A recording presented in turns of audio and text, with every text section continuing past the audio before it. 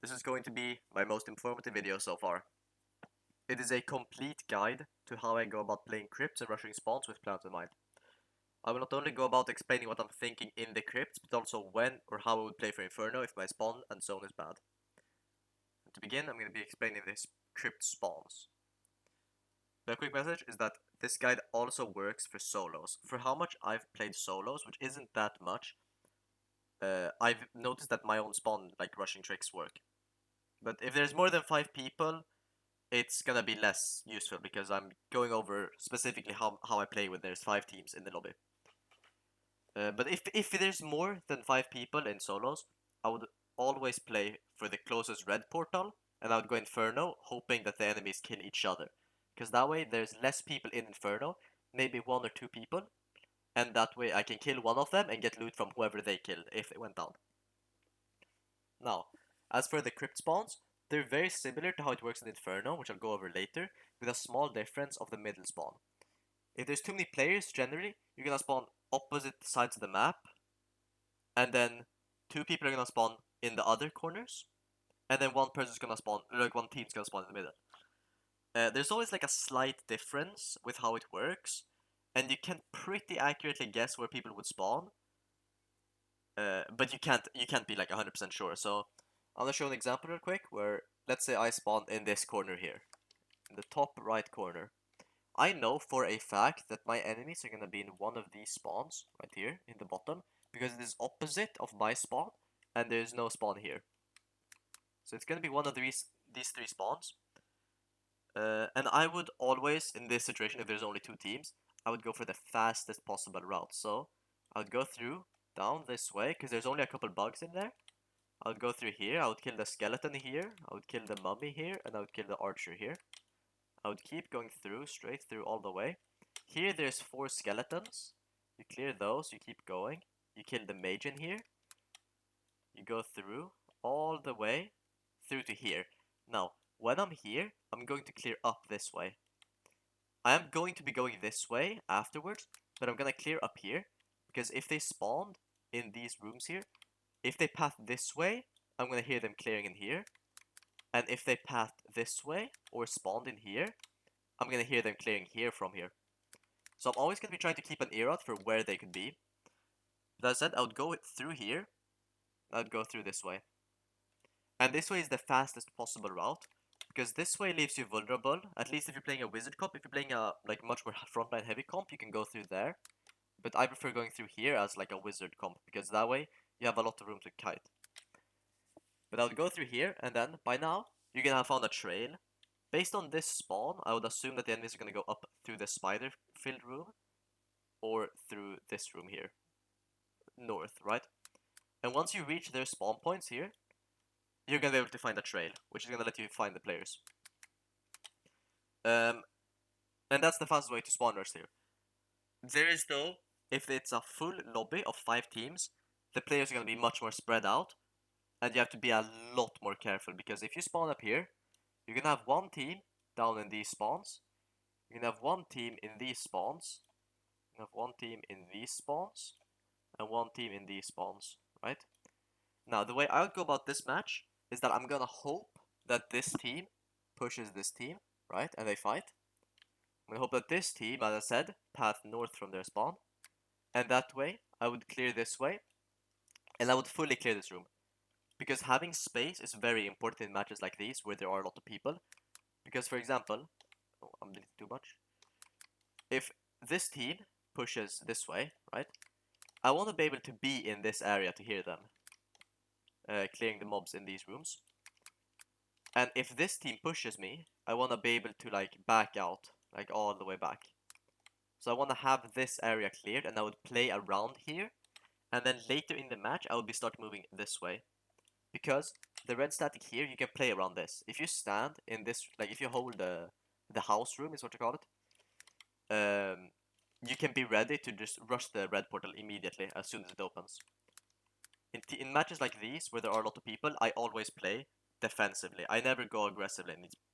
So if I go here, right, this team pushes me, and we fight here.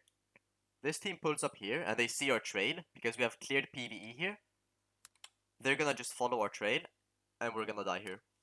So I always play very defensively, and I actually got an example of this exact thing where I play defensively. So we got this map here, and we spawned in here, which means I know there's one team up here, there's one team in here, one team in these spawns, and one team up here.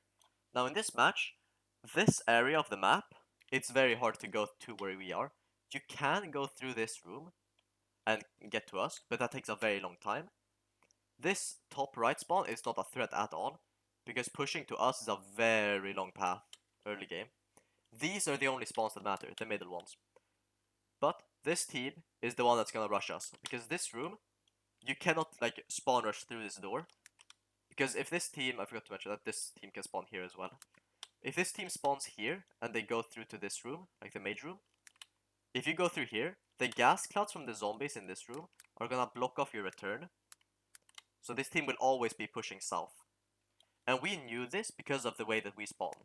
We knew there were 5 teams in the lobby and we knew there'd be a team north.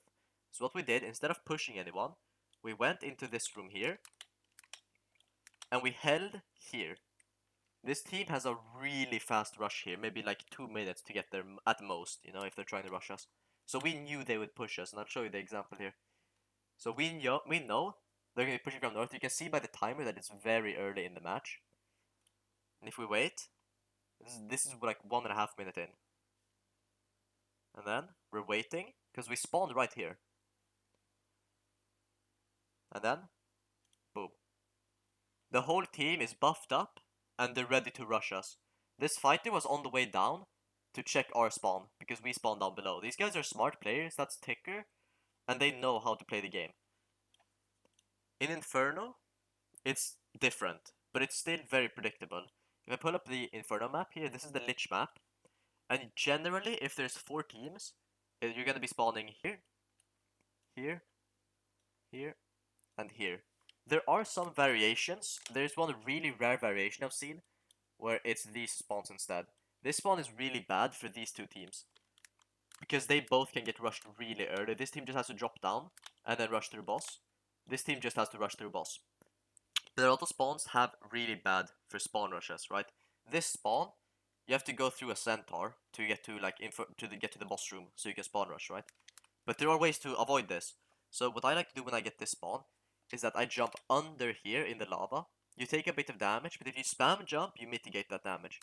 You go through under here into this spawn room, because there's an open door here, and then you go through to this room. Because as I said, this room is really good for spawn rushing because of the instant boss access. So you just go through to the boss. But this only works, I only do that if I'm like in a 2-player lobby.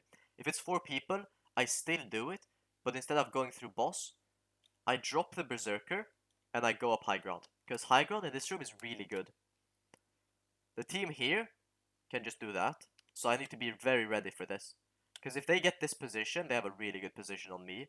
Because I have to clear a centaur to get through here, and they have to clear nothing. So early Inferno is really important to know how to path through at the boss room. A lot of times, when there's multiple teams, I only play for the zone. I take a room, and I check zone, and I see how it looks, and based on that, I move around the map. There was one match where I got, I think I got this spawn, or it was this one, I'm not sure. But we basically went into this room, and we held high ground here for a very long time, until we saw the zone would end over here. So we knew that we had to, you know, get to that area without like moving through boss room. Because if we go through boss room, we knew there's a lot of teams. They would hear the lich activating and the skeletons waking up, and they would hold the doors. We could go through here, but generally you don't want to be on low ground in this room, because if there's a team above, you can't do anything other than go around to the boss room or go back out. So in Inferno, for this map, we decided to push around all the way like this. And we ended up catching the team that was holding here, off guard, where the cleric was sitting down, and the ranger was over here. And the teams had fought. The way the spawns were that match, it was this spawn, and either this or this spawn, right?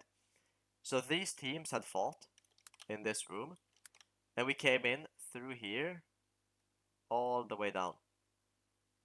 This way, we got the third party on them, because all of this was cleared, and all of the doors were open, so we could easily just sneak up, and the cleric didn't know about it, he was sitting down. So we won that fight because we went all the way through here. Even though we took storm damage, we avoided activating the boss, so we did it sneakily.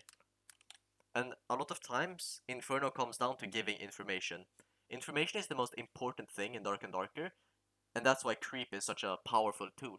Creeping around and having open doors lets you be a complete rat and not give any information to the enemy team while still being able to sneak up on them. So we just snuck up here and we got ready, and then we saw the cleric. We were standing here, we saw the cleric sitting down, so we just rushed in. But basically in Inferno and in Crypts, you want to play around how many teams there are, and that's going to be way harder later when the pre-lobby gets removed. But for now, based on your spawn, this logic goes for every map. If we spawn up here, once here, there, and then here. Every time, it's gonna be the same, pretty much. It's gonna be these spawns. Every single map, you can accurately predict where the spawns are, because of the way that the spawn logic works in this game. Every single map has pretty much predetermined spawns. Based on your spawn, you know where people are. And that works for every single map. So a lot of times... I'll just cut this part out. But that's basically it for the video. Inferno and Crypts, you need to have really good game sense. And keep in mind, this video is not a guide, necessarily, as much as it's advice. The tips I'm giving here, it's not gonna be the best advice ever. It's not gonna be like, you do this every single match. A lot of it comes down to intuition and knowing where to path from different rooms. For example, in the example I showed in this video, where we had this map, I know that the best way to path from this spawn is south, because I've spawned here very many times, and I know that this room is really bad. A lot of it comes down to just playing the game a lot. I knew that these guys were gonna path south, because this room is also bad for them because of this. These teams, if they go in here, and we go north, because that's the best path for us to take, that's why they rush south as well. Our best path is going north, and if they go here, we're gonna be third-partying them. So they had to go south, and I knew that, so I positioned here. These players here, they knew that our spawn was a really good rush for this team, so they snuck up this way and went through the secret to try to creep on us. I think it's in the video later on after this fight. Yes, here. After we camp it, you can see the time is still very early, and there's a team that had crept up to us, which we should have been keeping an eye out for this, because this is a very obvious play. This is a really good play by that team. Going through the secret here is the best play for this team to do, because these two teams are going to eliminate each other if they do that. And that leaves only their third party and then one other team. And they can play for reds here because they have red statics here and here, letting them just loot us forever and then go red. Another thing I want to mention before ending the video, I stream pretty often, and most of the time on stream I'm going to be talking about what I'm thinking throughout the match and how I'm playing the game. I'm going to be talking about, every time I kill a player, I talk about where I'm going to get third-partied from, and where I think the next person is going to be. I have a map cover, which I'll disable eventually, but I usually talk about where I would most likely get rushed from and what I'm thinking throughout the match, if I'm safe to campfire, etc. I also talk about where my spawn is and where the enemies are going to be. So if you want even more advice, come to my stream, say hello, ask questions, I'll be answering questions in chat.